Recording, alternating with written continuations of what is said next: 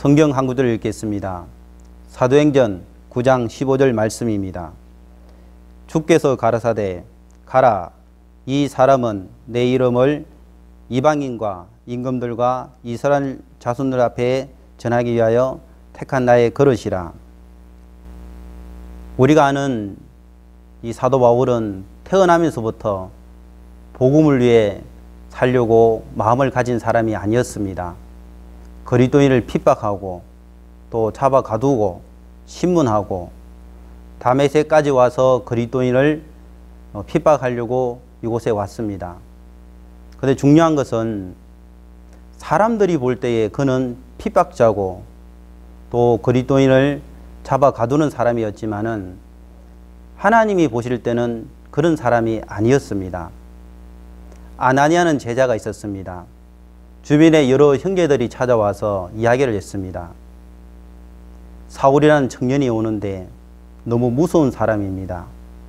그리스도인을 잡아 가두고 핍박하고 또 신문하는 사람입니다. 우리도 그 사람을 피해야 됩니다. 그 사람은 대제사장에게 권세를 받아서 가지고 오기 때문에 우리가 어쩔 방법이 없습니다. 사람들은 두려워하고 떨고 있었고 어떻게 방법을 찾지를 못하고 있을 그때에 하나님의 음성이 들려져 내려왔습니다. 그 하나님의 음성은 그 사람은 복음을 위해서 임금들과 이방인들과 이스라엘 자손들 앞에 전하기 위한 택한 나의 그릇이라고 말씀을 하셨습니다. 그러나 그 말씀과 현실은 전혀 맞지를 않았습니다. 여러 형제들이 해주는 이야기는 거짓말이 아니었습니다. 사실이었습니다.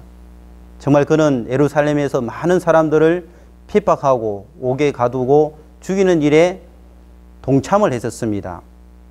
아나니아 선지자 마음속에 혼돈이 왔습니다. 여러 형제들이 해주는 이야기를 들어볼 때는 정말 그는 무서운 사람이고 그리스도인에게 암적인 존재 같은 사람이지만은 하나님의 말씀을 들었을 때에는 그는 복음 전도자였습니다. 아나니아 선지자가 자기 생각을 버리고 말씀을 선택을 했습니다. 그래서 그는 사울에게 찾아가서 복음을 전했습니다. 그가 구원을 받고 난 이후에 시간이 지나고 난 뒤에 하나님의 말씀처럼 이방인들에게 이스라엘 자손들에게 임금들에게 복음을 전하는 일을 하고 살았습니다. 사도 바울이 편지를 쓸 때마다 그에 비슷한 내용을 썼던 것을 우리는 알 수가 있습니다.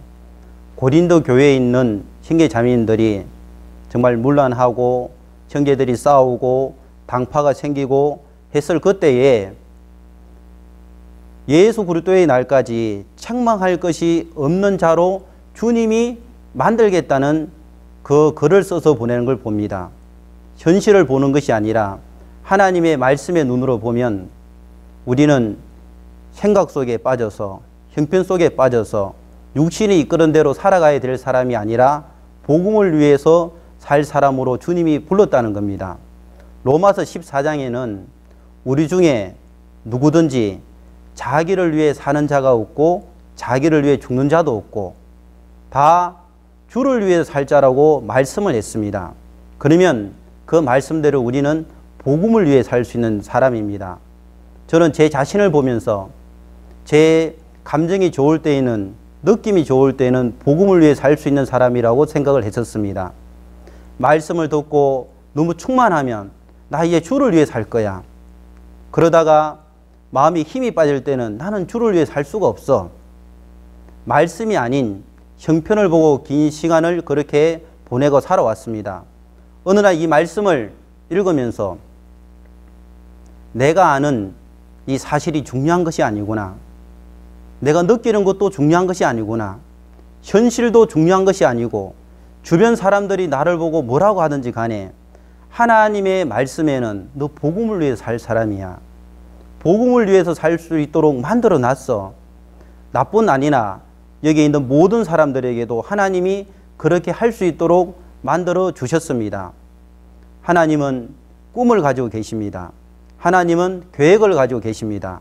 그 하나님의 꿈과 그 계획을 하나님의 말씀으로 우리에게 보여주는 겁니다. 여러분도 여러분 자신을 보지 마시기를 바랍니다. 하나님의 말씀에 여러분은 복음을 위해 살 사람입니다. 택한 그릇입니다. 감사합니다.